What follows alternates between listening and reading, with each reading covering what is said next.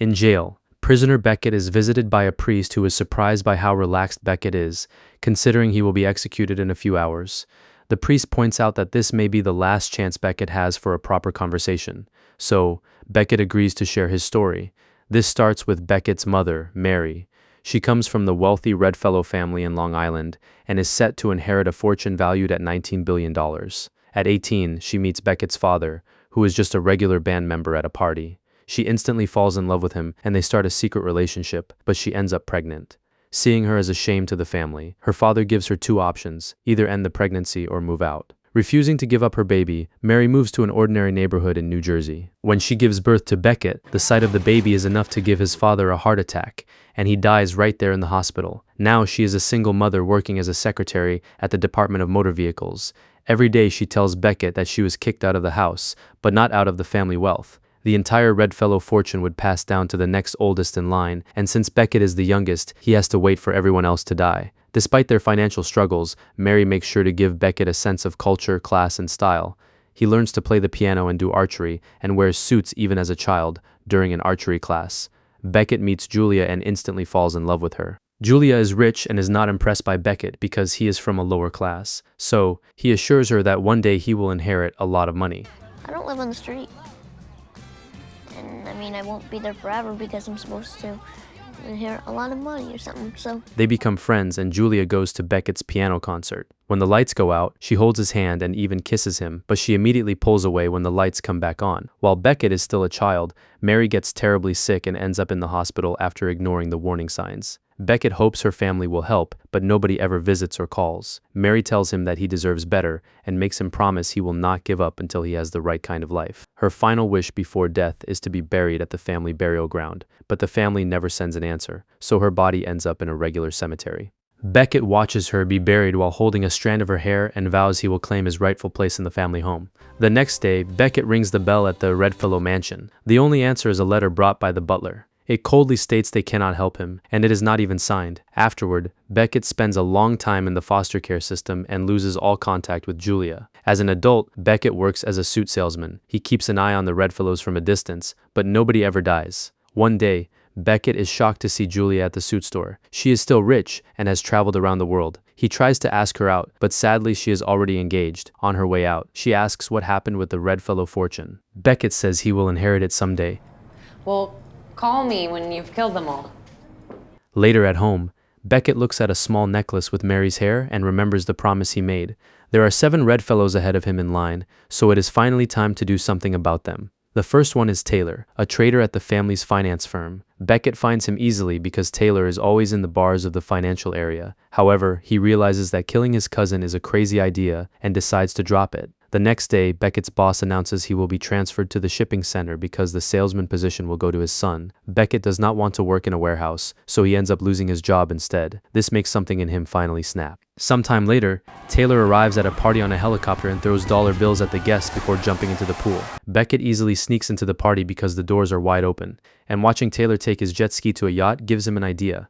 Becket also gets on a jet ski and goes to the yacht, where Taylor thinks he is an employee. After making sure there is nobody else on the yacht, Becket waits until Taylor is asleep and ties the anchor to his ankle. There is only 1 second of hesitation before he throws the anchor into the water. Taylor wakes up at that moment, but it is too late. The rope drags him into the sea and he drowns. As Becket leaves on the jet ski, he realizes that killing really is that easy and gives him a thrill. A few days later, Becket attends the funeral and meets Taylor's father, Warren. When Becket introduces himself as Mary's son, Warren is shocked and takes him to the bar for a drink. Warren admits Mary was very brave for standing up to their father and apologizes for not helping her. He also feels guilty for Taylor's death, since he should have put a stop to his son's bad habits sooner. Afterward, Warren takes Becket to his office and offers him Taylor's job, which Becket gladly accepts. For the next few weeks, Becket learns about the busy life of a financial office and how the rich make their money. He has to take in many new terms and facts, and he realizes this knowledge will help him manage his own fortune later. One night, Becket is surprised to get a call from Julia, who has just returned from her honeymoon. She brings up their last meeting and says he should ask her out again.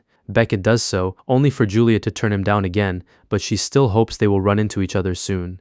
The next target is Noah, an artist who spends his days making videos about his work. Becket watches the videos and notices that Noah does not know much about art. He can only say his job is to be an artist because he has the family money to live on. One evening, Becket goes to Noah's art show and pretends to be a huge fan. Once Noah is taken in by it, Becket also tells him they are cousins. Noah decides to hear his story while he keeps taking pictures around the gallery, saying meaningless things about art. After the show, Noah takes Becket to his apartment and shows him around his workspace.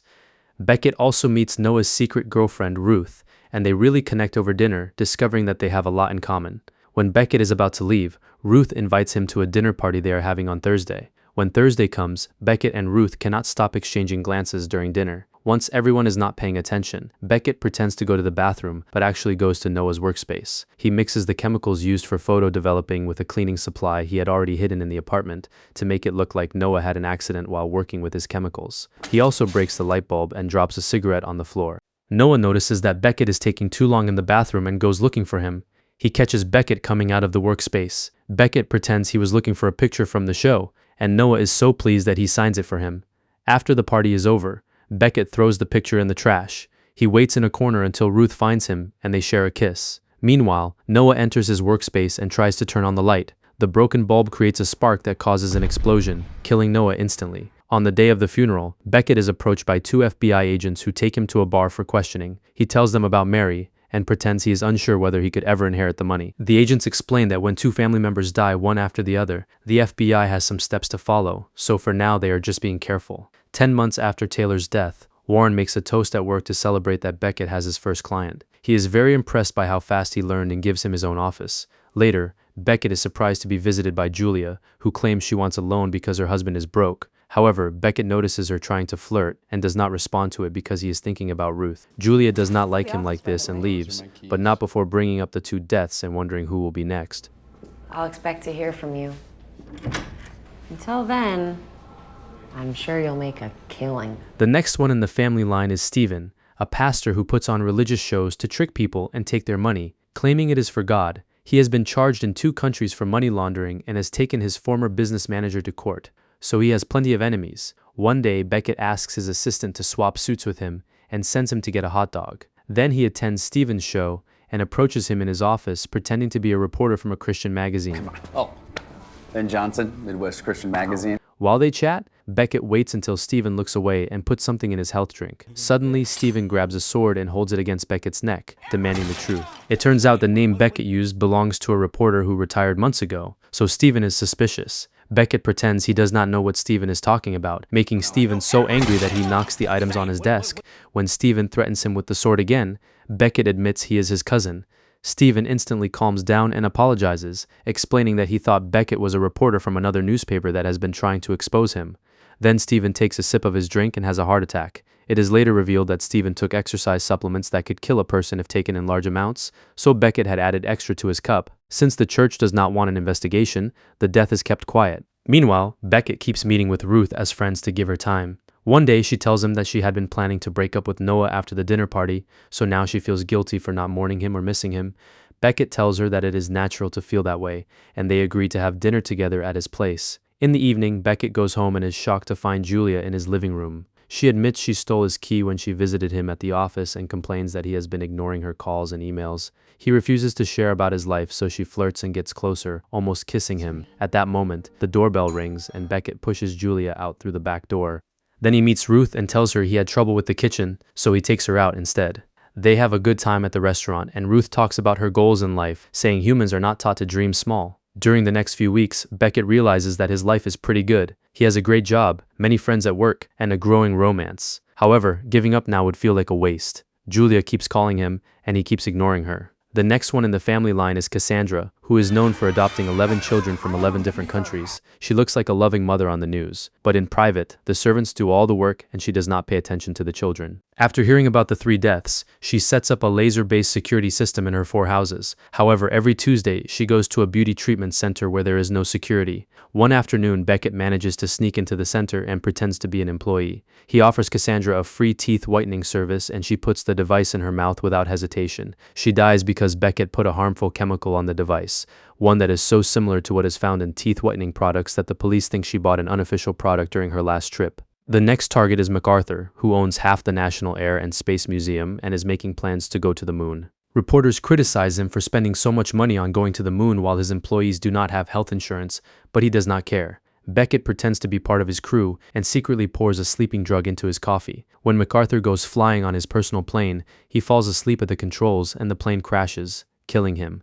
Sometime later, Becket moves to a very upscale apartment. He asks Ruth if she wants to live with him and she agrees after some hesitation. The next Redfellow in line is Warren. However, Becket has grown fond of his uncle and truly respects him now, so he cannot bring himself to kill him. Besides, he has a good life, so he admits he is actually happy with what he has, and he even proposes to Ruth. One morning, Becket is approached by the FBI agents again. They inform him that he is a possible heir, and he pretends to be shocked. When the agents ask what he was doing on the day of Stephen's death, he tells them he was getting a hot dog. The agents later check the security footage and see Becket's employee wearing his clothes. They cannot tell if it is really him and do not believe someone could remember having a hot dog on a specific day months ago, so they agree to have an agent follow him. Sometime later, Becket is leaving the office when Warren suddenly collapses behind him due to a heart attack. At the hospital, Becket takes care of Warren, who mentions that Becket is the only one who has visited him. Before dying, Warren advises him to be with his loved ones, because work will not be there for him in the end. During the funeral, Becket realizes that only his grandfather is left.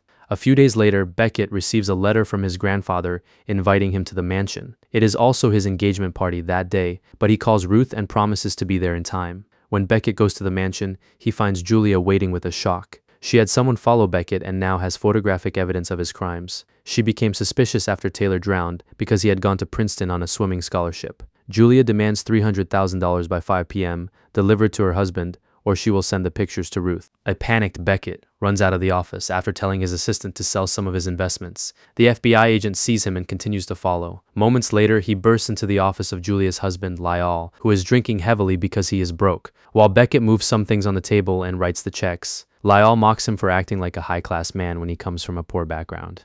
So, Becket slaps him. Lyall tries to punch him back, but since he is drunk, Becket easily knocks him down, and Lyall cries on the floor. Afterward, Becket goes to the Redfellow mansion and texts Ruth to warn her that he will be late, but the message is not delivered. While Ruth manages all the guests, Becket meets his grandfather, Whitelaw, who wonders what shady dealings Becket was involved in to rise so quickly in the financial world. Whitelaw also wonders whether Becket can truly handle this kind of life, since it can make a person lonely and full of regret. He reveals that Mary was his favorite child, but when Becket asks why he did not help her, Whitelaw does not answer. Then Whitelaw shows Becket a gun that has been in the family for generations. He loads it and hands it to Becket, asking him to finish things. Becket points the gun at him, but cannot bring himself to do it, so he leaves. However, he finds the front door locked, and the butler blocking it from outside. He tries the windows in another room, but they are also locked. Suddenly, Becket hears a noise and opens a door, only to see Whitelaw shooting at him. He dodges the shot, which grazes his arm and breaks the door. Becket grabs a piece of wood and drives it into Whitelaw's leg. As Becket starts to run, Whitelaw chases him and keeps firing, explaining that all doors have been sealed by the butler. In a room upstairs, Becket finds a bow and prepares an arrow. When Whitelaw comes in and tries to shoot him, the bow breaks. After dodging another bullet, Becket grabs a new bow and shoots again, this time hitting his grandfather in the chest. Since Whitelaw is still moving, he shoots a second arrow into his neck, finally killing him. Becket finds it strange that his final murder is actually an act of self-defense. When the police arrive, he tells them exactly what happened and is allowed to leave, while the FBI agent watches from a distance. By the time Becket makes it home, the party is over and Ruth is angry. She demands to know what he has been hiding from her, but he only tells her about his encounter with Whitelaw. Afterward, Becket inherits the family fortune, and he and Ruth are welcomed into the upper-class social world at a big party. Becket is delighted, but Ruth feels uncomfortable. Unfortunately, the party is interrupted by the FBI, who arrest him for the murder of Lyall.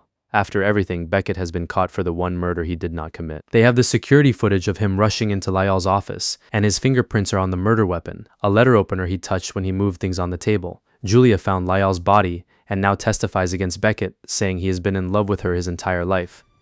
Becket Redfellow has been in love with me his entire life. This makes Ruth leave the courthouse. Becket is found guilty and sentenced to death. Before the execution, Julia visits Becket. He tells her he would rather face the end than be with her. Julia reveals that Lyall left a farewell note, and Becket loses his composure, but she refuses to share it. A desperate Becket pleads until Julia agrees to help him in exchange for his fortune. She kisses the glass before leaving. Becket then has a lawyer send him the papers so he can transfer everything to Julia and asks for a priest. In the present, Becket tells the priest that he is calm because Julia will get him out soon. However, hours pass without any news, and Becket begins to grow nervous. The priest decides to read him a Bible passage about death as a farewell. Luckily, he is interrupted when a guard announces that Becket is now free. While the police show the press the note left by Lyle, Becket leaves the prison and finds Ruth waiting for him. She gives him the small necklace with his mother's hair before driving away. Nearby, Julia is also waiting, so Becket leaves with her. He will live with her in the big mansion, while the priest must keep the story secret because of the rules of confession. Make sure to subscribe and turn on notifications so you can watch more videos like this. Thanks for watching.